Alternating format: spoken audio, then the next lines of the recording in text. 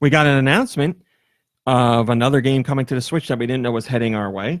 And it all started with a little bit of conversation between Nintendo's Twitter account, Activision's Twitter account, the Crash Bandicoot Twitter account, and the Tony Hawk Twitter account.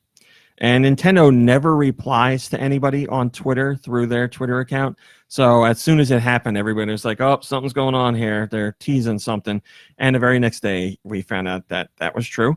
We now know that Tony Hawk Pro Skater 1+2 is coming to the Switch. It's coming out this year.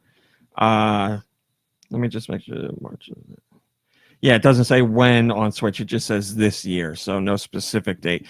But Tony Hawk's Pro Skater 1 and 2, the remake, already is available on PS4 and Xbox One, but now Switch owners are going to get it. So, as you can probably tell, it's a compilation of the first two games completely remade in HD, and it includes all the Pro Skaters levels and tricks that were in the originals, and now they're fully remastered. Skate as the legendary Tony Hawk and the original Pro roster plus new pros. Skate to songs from the era-defining soundtrack, along with new music.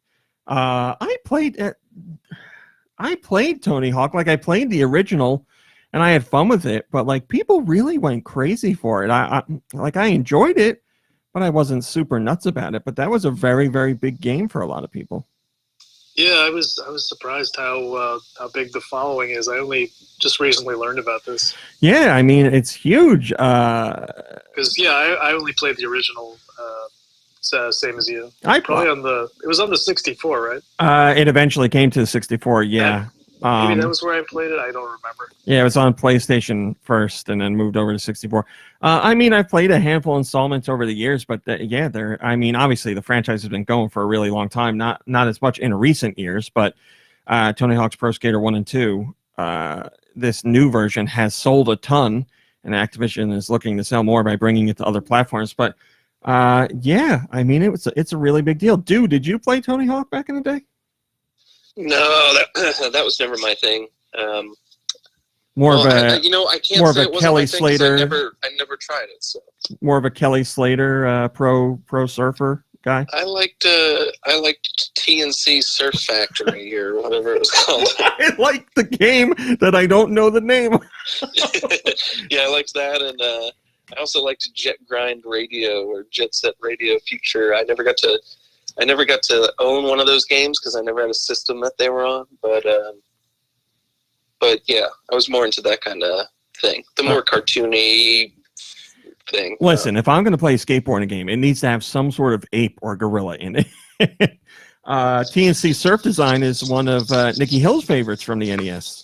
Oh man, that's a great one. It's a great game. I like Skate or Die as well.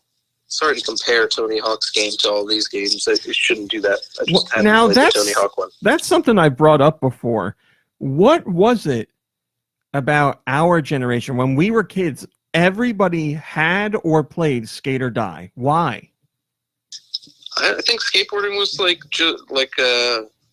kind of just getting to us, at least on the East Coast or whatever. My older brother he couldn't skateboard, but he wanted to, and he had a skateboard, and I was like, oh, that's so cool. And like we had Skate or Die on the Commodore 64. We were just, it was just a lot of fun. I don't know why.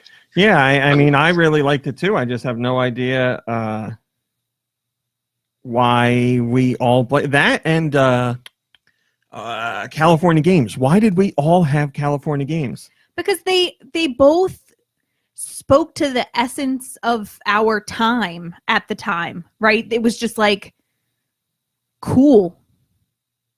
Like it was just, those things were really cool. Were or are? Are. I mean, but at the time they were. Footbag? Come on. Always cool. Right. But like that was kind of just what was going on at the time. Hi, Blood Ocean. Well, as Highland Tom says, it was the 80s. You had to be there. Yeah. I don't remember the point in my life back then when California Games and Skate or Die, like I never bought them.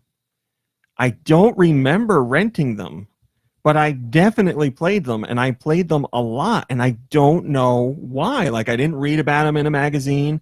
Somebody, I guess, just had it. And we played it. The hill that Droth's house is on, Yes. like her childhood house. Yes. She had like a little blue plastic skateboard, and we used to sit on it and roll down the hill. That was as close as I ever got to skateboarding. It just like unlocked that memory for me. Talking about like, were you like listening to sweet late 80s, early 90s tunes? probably on your not. pocket rocker? No, I never had a pocket rocker. Hi, Porpoise Muffins. Thanks for joining us.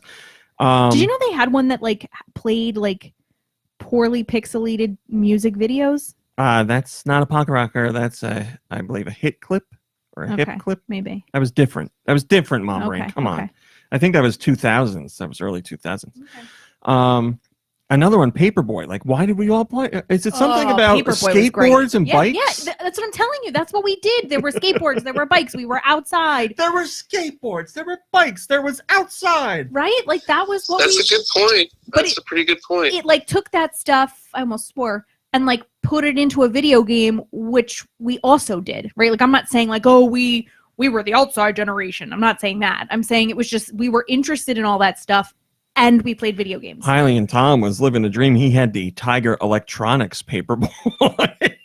Excellent. My dedicated I will system. never forget. My uncle gave me for a birthday Paperboy and the NES Advantage controller, like the big joystick. Which uncle? Michael. Ooh. He always gave. He's great a good presents. uncle. Yeah, He gave yeah. great presents. Yeah, I had that pairing, and I played Paperboy nonstop. So that's one I remember where it came into my life. But the other two, I don't know how I was into. It must have been a neighbor kid had them, and then we just all played it. I played Footbag. I played the BMX one in California games. I never understood how to do surfing. No matter how much I tried, I couldn't make surfing work. And the Frisbee one, although it wasn't Frisbee, whatever it was called. Yeah, the disc, whatever. Flying disc. Yeah. Flying disc. Man, that one's so much fun. It really is. Whipping that sucker and watching the guy run after it and dive. Oh my God, it's so good. But yes, I guess for us, for my generation, we were the Paperboy California games, skate or die generation. And then 10, 15 years later, it was the Tony Hawk generation. So those people will be happy to know that that game is coming to Switch later this year. Noxide says, I hope it plays as good as it looks.